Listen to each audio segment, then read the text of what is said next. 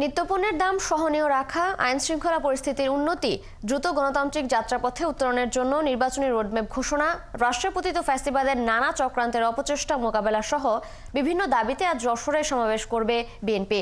দুপুরে town hall ময়দানে এই সমাবেশ অনুষ্ঠিত হবে। প্রধান অতিথির বক্তব্য রাখবেন বিএনপির মহাসচিব মির্জা ফখরুল ইসলাম আলমগীর। সেখানকার খবর জানাতে আমাদের সাথে যুক্ত হচ্ছেন সহকর্মী এস.এম. ফরহাদ। ফরহাদ, সমাবেশে কোন কোন বিষয় গুরুত্ব পাবে? এছাড়া কেন্দ্রীয় নেতাদের মধ্যে কারা কারা উপস্থিত থাকবেন, কি তথ্য আছে আপনার কাছে?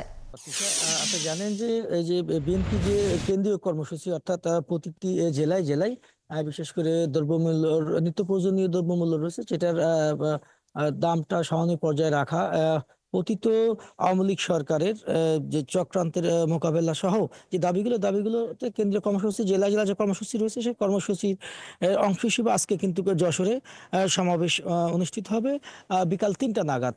অর্থাৎ এই সমাবেশে প্রধান অতিথি হিসেবে বক্তব্য রাখবেন বিএনপি মহাসচিব মির্জা ফখরুল ইসলাম আলমগীর।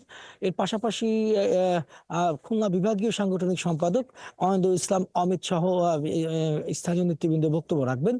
আপনি জানেন যে এই যে সমাবেশকে কেন্দ্র করে কিন্তু গত এক সপ্তাহ দেখেছি আমরা যশোর যে 8টি উপজেলা আছে, 8টি উপজেলাতে প্রচার প্রচারণা করেছেন, মিটিং করেছেন, মিছিল করেছেন, মাইকিং করেছেন এই সমাবেশকে বাস্তবায়ন করার জন্য।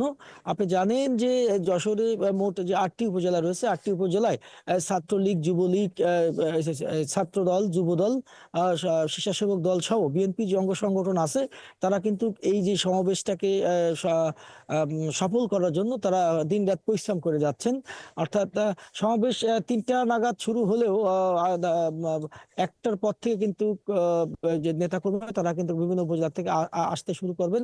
ইতিমধ্যে এই সমাবেশে প্রস্তুতির জন্য যশোরের যে প্রতিটা শহরের প্রবেশদ্বারে কিন্তু বিএনপি যে কর্মী রয়েছেন, তাদের কিন্তু স্বেচ্ছাসেবক একটা দল তৈরি করা হয়েছে।